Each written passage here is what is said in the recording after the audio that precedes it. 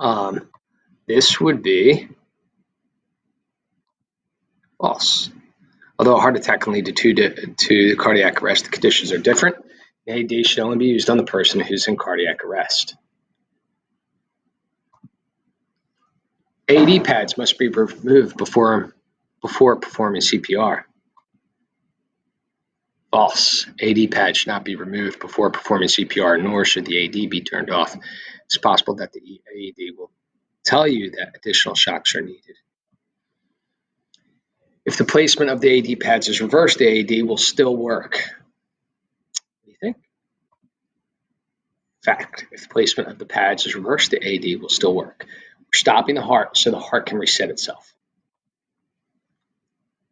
If adult AED pads are not available, it's okay to use pediatric pads on an adult or on a child older than 8 years or weighing more than 55 pounds. What do you think?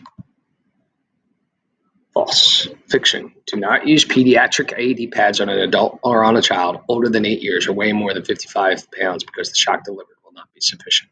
However, adult AED pads can be used on a child younger than 8 years weighing less than 55 pounds if the pediatric AED pads are not available. It is safe to use an AED when the person is in a pool or lying in a puddle of water.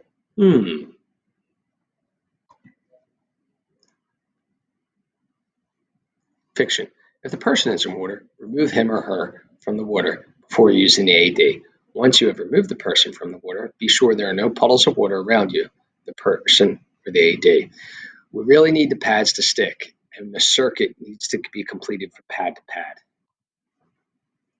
Is it safe to use the AED in rain or snow?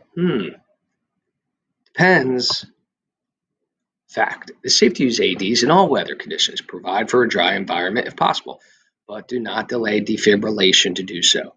Remove wet clothing and wipe the person's chest dry before placing the AED pads. Take this off to bother me. Here we go. Next one. Is it okay to use an AED on a pregnant woman? True. Fact. An AED is safe to use on a pregnant woman and offers the best chance of survival for both the mother and the fetus. Shave a man's chest hair before applying AED pads. Maybe.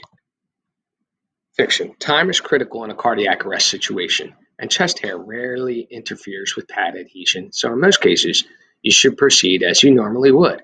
Attach the AED pads, pressing them firmly to attach them.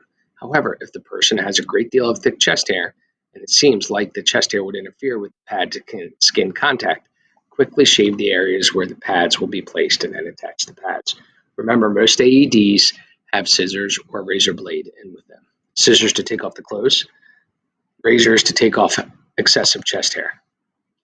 Remove the person's jewelry and or body piercings before using an AED. Fiction. Do not delay the use of an AED to remove jewelry or body piercings. However, you should avoid placing AED pads directly over the metallic jewelry or body piercings.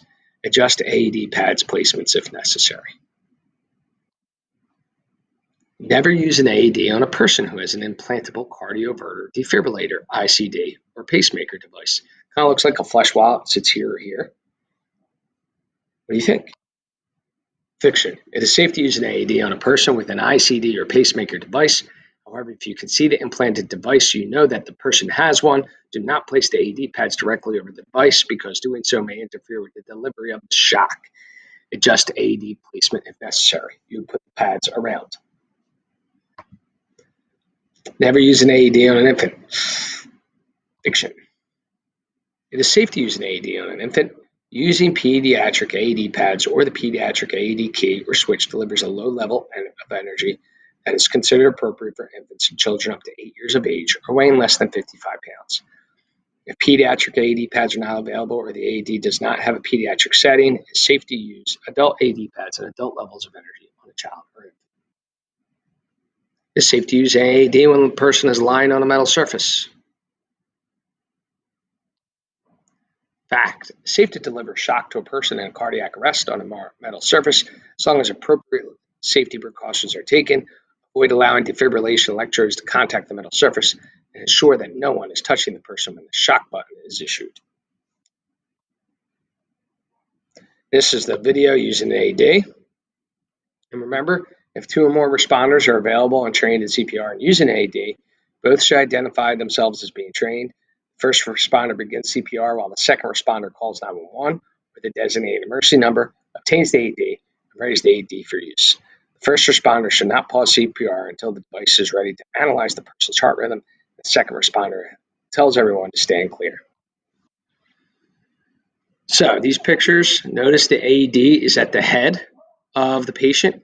That keeps it out of the way. It makes it easy for either rescuer or responder to help.